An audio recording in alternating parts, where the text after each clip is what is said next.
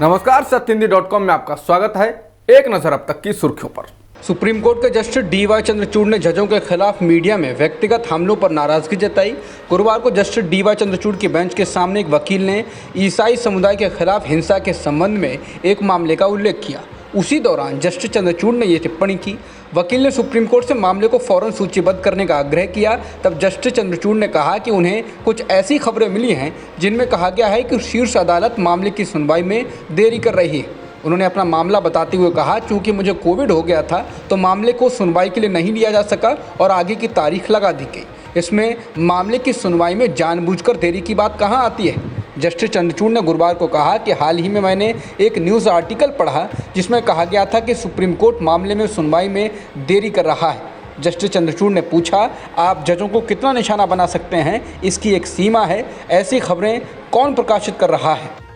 गुरुवार को संसद में कांग्रेस अध्यक्ष सोनिया गांधी और केंद्रीय मंत्री स्मृति ईरानी के बीच नोकझोंक होने की खबर है। हुआ ये कि लोकसभा में कांग्रेस संसदीय दल के नेता अधीर रंजन चौधरी के राष्ट्रपति द्रौपदी मुर्मू को राष्ट्रपत्नी कहे जाने को लेकर सदन में हंगामा हुआ और इसे लेकर माहौल तनावपूर्ण था और सदन स्थगित हो चुका था। अधीर के बयान पर हंगामे के बाद जब सोनिया गांधी बीजेपी की सांसद रमा देवी के पास पहुंची और उन्हें ये बताया कि अधीर रंजन चौधरी ने अपने बयान के लिए माफ़ी मांग ली है, तो स्मृति ईरानी और कुछ अन्य सांसदों ने इसमें दखल दिया और नारेबाजी की। इस पर सोनिया गांधी ने स्मृति ईरानी से कहा कि वो उनसे बात ना करें। इसे लेकर माहौल और तनावपूर्ण हो गया। इस दौरान एनसीपी की सांसद सुप्रिया सुले सोनिया गांधी को वहां से दूर ले गईं।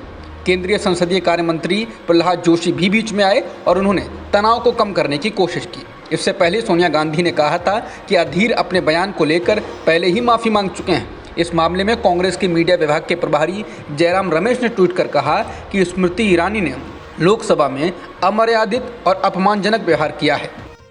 सोनिया गांधी और स्मृति ईरानी के बीच हुई बहस की चश्मदीद बीजेपी सांसद रमा देवी ने प्रतिक्रिया दी। बीजेपी सांसद रमा देवी ने मीडिया से बात करते हुए सोनिया गांधी को जिम्मेदार ठहराया। रमा देवी ने कहा कि सोनिया गांधी के गुस्से भरे लहजे ने ये सब शुरू कर दिया। उन्होंने कहा कि सोनिया जी मेरे पास आईं और कहा कि अधीर रंजन ने माफ़ी मांग ली है, इसमें मेरी गलती क्या है।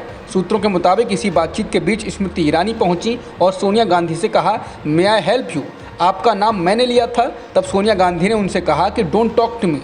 रमा देवी ने कहा कि सोनिया जी ने स्मृति जी से कहा, मैं आपसे बात नहीं कर रही हूँ। इस पर स्मृति जी ने कहा, क्यों, हम क्यों नहीं बोलें? आप रमा जी से बात करने आए हैं। सोनिया जी ने कहा कि मैं उनसे बात करने आई हूँ। बता दें, पूरा विवाद अधीर रंजन चौधरी के बयान के बाद शुरू हुआ, लेकिन स्मृति ईरानी ने इस मामले में सोनिया गांधी को निशाने पर लिया। संसद में सोनिया गांधी और स्मृति ईरानी के बीच हुए कथित विवाद के बाद तृणमूल कांग्रेस की सांसद महुआ मोइत्रा ने आंखों देखा हाल बताया। महुआ ने ट्वीट कर कहा कि मैं उस समय लोकसभा में ही थी जब 75 वर्षीय एक बुजुर्ग महिला नेता को भेड़ियों के स्टाइल में घेरते हुए वो हावी हो गए। उस महिला ने सिर्फ इतना किया था कि वो चेहरे पर मास्क लगाए हुए एक अन्य वरिष्ठ महिला नेता के पास पहुंची थी। महुआ ने लिखा कि बीजेपी के झूठ और गलत चित्रण पढ़कर बहुत ही बुरा महसूस कर रही हूँ। बता दें, इस विवाद को लेकर वित्त मंत्री निर्मला सीतारमण ने कहा था कि जब सोनिया गांधी हमारी पार्टी के वरिष्ठ नेता रमा देवी के पास ये जानने के लिए आई कि वहाँ क्या हो रहा है, तो हमारी पार्टी के कुछ लोकसभा सांसदों ने डर महसूस किया। उनमें से एक सांसद उनकी तरफ बढ़ी तो सोनिया गांधी ने कहा कि मुझसे बात मत कीजिए। बता दें, वो सांसद स्मृति ईरानी थी। सदन में कांग्रेस अध्यक्ष सोनिया गांधी पर जोर जोर से बोलकर हमला करने वाली केंद्रीय मंत्री स्मृति ईरानी पर कांग्रेस ने पलटवार किया है। कांग्रेस की प्रवक्ता सुप्रिया श्री ने तो पार्टी का पक्ष रखते हुए कहा कि संवैधानिक पद पर बैठी हुई स्मृति ईरानी संसद में कांग्रेस अध्यक्ष से आपकी बदतमीजी आपकी असलियत बयां करती है।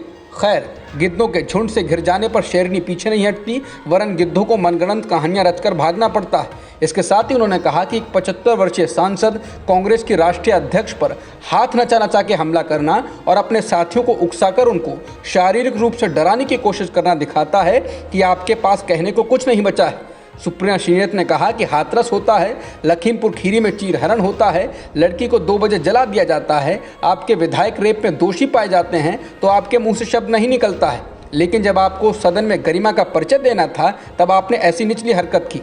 सुप्रिया श्रीनेत ने कहा कि आपकी बौखलाहट, आपकी फ्रस्ट्रेशन वाजिब है, क्योंकि जवाब तो आपको अवैध बाढ़ चलाने पर देने हैं, लेकिन आपको लगता है ये सब करके ध्यान भटकाओ आंदोलन चलाएंगे और ध्यान भटक जाएगा। जवाब तो देना होगा कि मृत व्यक्ति के नाम पर लाइसेंस के साथ ये अवैध बार का स्कैम चल कैसे रहा था। जब तक आप जवाब नहीं देती हम चुप नहीं रहेंगे, आप कितनी भी अभद्रता करिए, सीमाएं लांघिए। कांग्रेस नेता अधीर रंजन चौधरी के द्वारा राष्ट्रपति द्रौपदी मुर्मू को राष्ट्रपत्नी कहने के बाद आज दोनों सदनों में बीजेपी ने जमकर हंगामा किया। कार्यवाही शुरू होते ही बयान को लेकर जबरदस्त शोरगुल हुआ और दोनों सदनों को स्थगित करना पड़ा। बता दें, अधीर रंजन चौधरी ने एक टीवी चैनल के साथ बातचीत में राष्ट्रपति द्रौपदी मुर्मू के लिए राष्ट्रपत्नी का शब्द का प्रयोग किया। हालांकि विवाद होने के बाद उन्होंने कहा ये शब्द उनसे गलती से निकल गया था। चौधरी ने कहा कि जानता हूं कि भारत की राष्ट्रपति चाहे कोई भी हो, वो हमारे लिए राष्ट्रपति ही है। ये शब्द बस एक बार निकला है, ये चूक हुई है, लेकिन सत्ताधारी पार्टी के कुछ लोग राई का पहाड़ बना रहे हैं। अधीर रंजन चौधरी ने कहा कि 2 दिन से जब हम विजय चौक की तरफ जा रहे थे, हमसे पूछा जा रहा था कि आप कहां जा रहे हैं। हम उनसे कह रहे थे कि हम राष्ट्रपति भवन जाना चाहते हैं और राष्ट्रपति से मिलना चाहते हैं। कल मुझसे गलती से ये राष्ट्रपत्नी शब्द निकला था। लोकसभा में कांग्रेस के संसदीय दल के नेता अधीर रंजन चौधरी के राष्ट्रपत्नी शब्द को लेकर बीजेपी ने कांग्रेस को जमकर घेरा है। भाजपा सांसदों ने इस टिप्पणी को लेकर संसद में विरोध प्रदर्शन किया। केंद्रीय मंत्री स्मृति ईरानी ने कहा कि अधीर रंजन चौधरी का ये बयान आदिवासी विरोधी, दलित विरोधी और महिला विरोधी है। बीजेपी और एनडीए के सांसदों ने अधीर रंजन चौधरी के बयान को लेकर संसद परिसर में प्ले कार्ड लेकर भी प्रदर्शन किया। बीजेपी की महिला सांसदों ने कहा कि इस तरह के बयान को बर्दाश्त नहीं किया जा सकता है। इसके अलावा बीजेपी के नेताओं ने कहा कि इसके लिए कांग्रेस पार्टी के अध्यक्ष सोनिया गांधी को माफी मांगनी चाहिए, जो खुद एक महिला है। सोनिया गांधी को देश के सामने आना चाहिए और राष्ट्रपति का अपमान करने के लिए माफी मांगनी चाहिए।